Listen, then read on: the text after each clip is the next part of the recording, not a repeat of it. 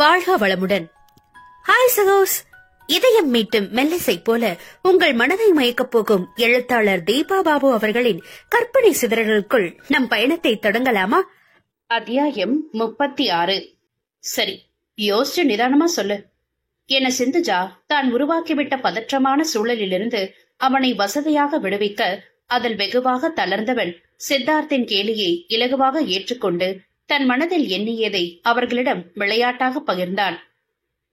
ஓ, இப்படியெல்லாம் யோசிச்சிருந்தியா நீ? அப்போ உன் மனசு கலகலப்பான சூழ்நிலைனா ரொம்பவும் ரசிக்குது, எதிர்பார்க்கவும் செய்யுதுன்னு அர்த்தம், அப்படிதானே? என்று மிக இயல்பாக அவனிடம் குறுக்கு விசாரணை நடத்தினான் சித்தார்த். கண்டிப்பா அங்கிள், எனக்கு உங்க வீட்டுல பிடிச்ச முதல் விஷயமே அதான். தனிமையில வாழ்ற எங்களுக்கு எதிர்காலத்திலேயாவது அந்த மாதிரி ஒரு வாழ்வு அமையணுன்றதுதான் என்னுடைய நீண்டகால ஆசை. எப்படியோ அது அருந்ததி விஷயத்துல நனவாயிடுச்சுன்றதுல எனக்கு ரொம்ப சந்தோஷம் என்று மலர்ச்சியுடன் தன் எண்ணத்தை பகிர்ந்தான் ரிச்சர்ட். தனது கணவனை அர்த்தத்துடன் பார்வையால் தீண்டிய சிந்து, அப்படின்னா உனக்கு கருண் மாதிரி கலகலப்பான குணமுடைய பெண்ணு மனைவியா அமைஞ்சா நல்லா இருக்கும்னு நினைக்கிறியா, சரியா? என்று தீவிரமாக வினவ திகைத்து போனான் ரிச்சி. இது என்ன விஷயம், மீண்டும் பழைய திசைக்கே திரும்புகிறது போல இருக்கிறதே. என்னப்பா அமைதியா இருக்க? உனக்கு என்ன புரியலன்னா நான் தெளிவா சொல்றேன், கேட்டுக்கோ. உன் மனசு அது போலதான் நிச்சயமா எதிர்பார்க்குது என்று அழுத்தமாக மொழிந்தான் சித்து. இத்தனை தூரம் தவிர்க்க பார்த்தும் விஷயம் மீண்டும் மீண்டும் அவனை சுற்றி வந்து விடாமல் சிறை பிடிக்கவும் அதற்கு மேல் அதை தள்ளி போட விருப்பமின்றி தன் மனதை வெளிப்படுத்துவது என்று முடிவெடுத்து விட்டான் அவன். இருக்கலாம் அங்கிள், அது ஆமா, எனக்கு எனக்கு அட்சயா மாதிரி படபடன்னு பேசுற குணமுள்ள பொண்ணுதான் வேணும்.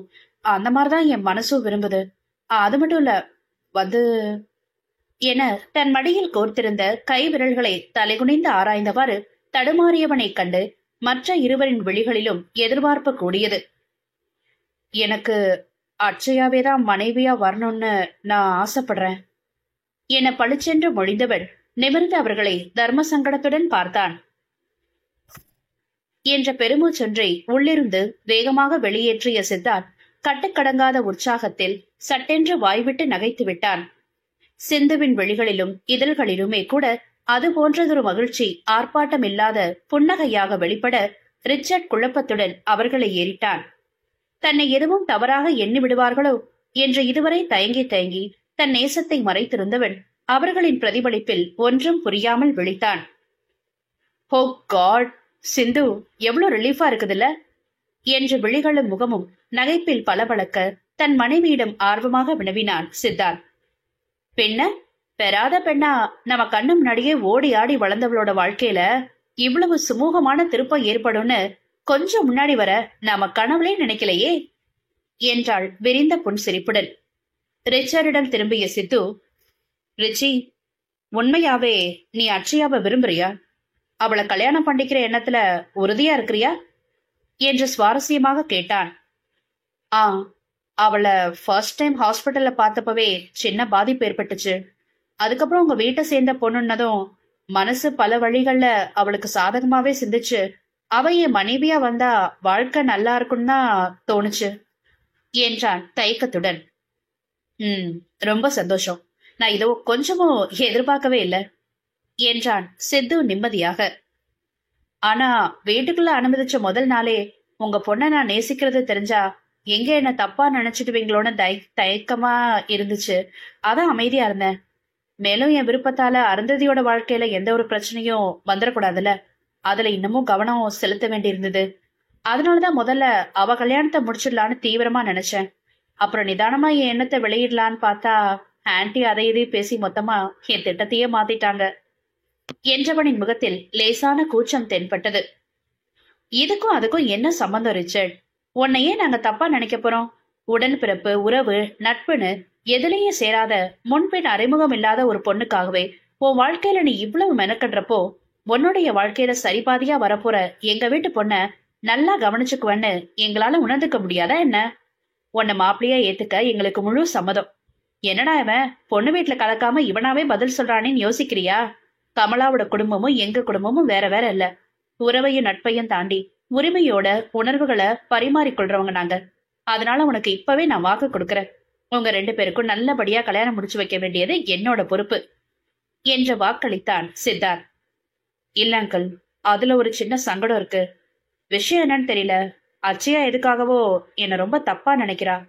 முறை நடந்த தப்புக்கு தெளிவா விளக்கம் கொடுத்ததுக்கு அப்புறமும் கொஞ்சம் இயல்பா இறங்கி வந்தவ பிறகு திடீர்னு திரும்பவும் கோச்சுக்கிட்டா. இப்ப இருக்க சூழ்நிலையில எனக்கு தெரிஞ்சு அவ என்ன கல்யாணம் செஞ்சுக்க விருப்பப்பட மாட்டா, சம்மதிக்க மாட்டான்னு தான் நினைக்கிறேன் என்றான் சிறு கவலையோடு. நோருச்சி, ஒன்னு இல்ல, அவளை யார் திருமணத்துக்கு கேட்டாலோ அவ எளிதா சம்மதி சொல்ல மாட்டா. அவ உன்கிட்ட கோபிச்சுட்டத பத்தி கருண் என்கிட்ட சொன்னான். இதுக்கெல்லாம் ஒரே காரணம் அவளுடைய காதல் தோல்விதான் என்று பெருமூச்செறிந்தாள் சிந்துஜா. விழிகளில் சின்ன வியப்புடன் தன்னை நோக்கியவனிடம் அலுப்புடன் முருவளித்தவள், ஒரு வகையில அவளை முட்டாள்னு கூட சொல்லலாம் ரிச்சர்ட். தவறான நபரோட ஏற்பட்ட காதல் தோல்விக்கு தன்னுடைய பொறுப்பில்லாத நடவடிக்கைகள் தான் காரணம்னு நினைச்சுக்கிட்டு இன்னமும் தனக்குள்ள குமஞ்சுகிட்டு இருக்கா அந்த முட்டாள் பொண்ணு. எவ்வளவு எடுத்து சொன்னாலும் புரிஞ்சுக்கிறதே இல்ல. தன்னுடைய அறிவீனத்துக்கு தனக்குத்தானே தண்டனை கொடுத்துக்கிறதா பெருமை பேசுறா வேற. இந்த விஷயத்துல எல்லாருக்கும் அவ மேல கோவம் தான். இருந்தாலும் சின்ன பிள்ளையா மாறி அடம்பிடிக்கிறவள்கிட்ட நாங்களும் எதிர்த்து நின்னா வாழ்க்கையே வெறுத்துற போறான்னு கொஞ்சம் விட்டு பிடிக்க வேண்டியதா போயிடுச்சு என உச்சி கொட்டினாள். ஓ, ஆனா அச்சயா என்ன கோபிக்கிறதுக்கு என்ன காரணம்?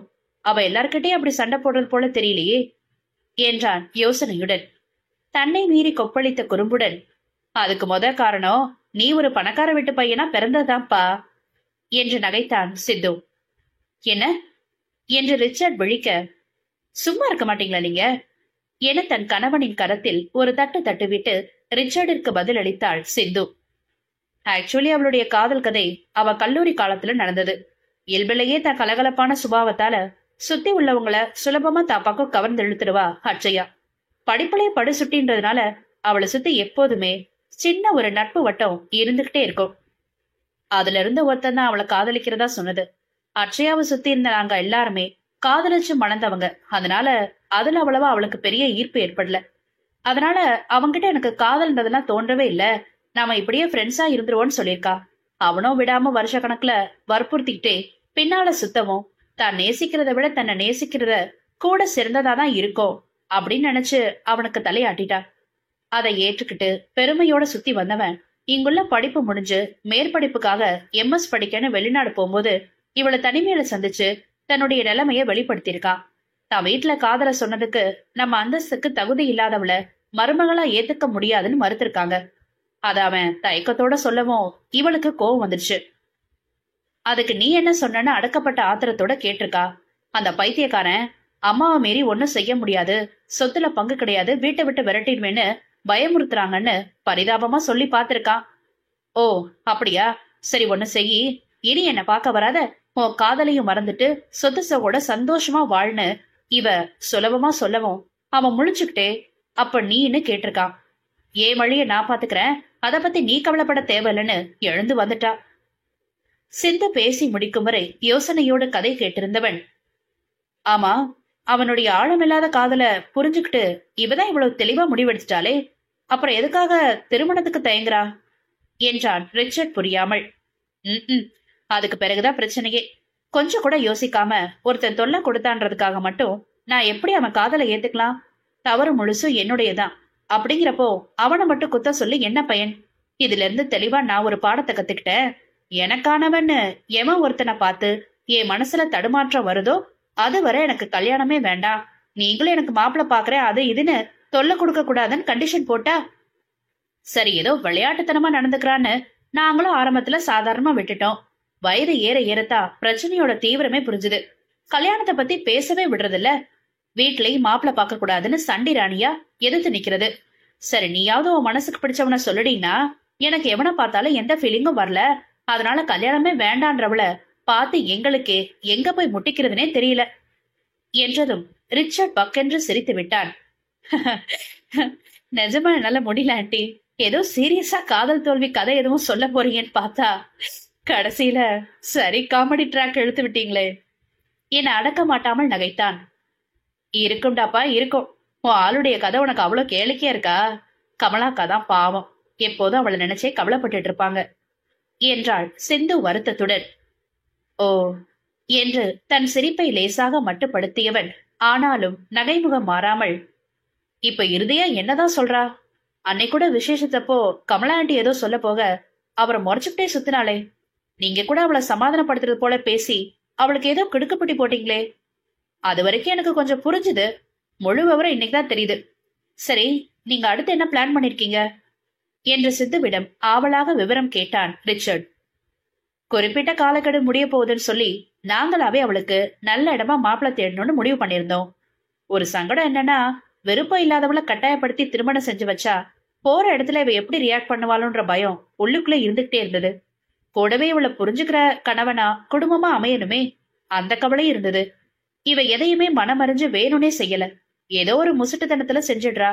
அத நம்ம பொண்ணு நாங்க புரிஞ்சு அட்ஜஸ்ட் பண்ணிக்குவோம். வர்றவங்கள்ட்ட அதையே நாம எதிர்பார்க்க முடியாது இல்லையா என பெருமூச்செறிந்தான் சித்தார்த்.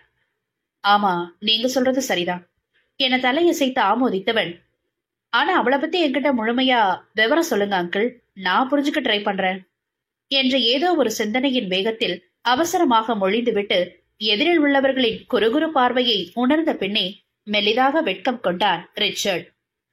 நட்புகள் எல்லாரும் நம்ம சேனலை மறக்காம சப்ஸ்கிரைப் பண்ணுங்க, கதையை கேளுங்க, லைக் பண்ணுங்க, கமெண்ட் பண்ணுங்க, பிடிச்சவங்க ஷேர் பண்ணுங்க. நன்றி.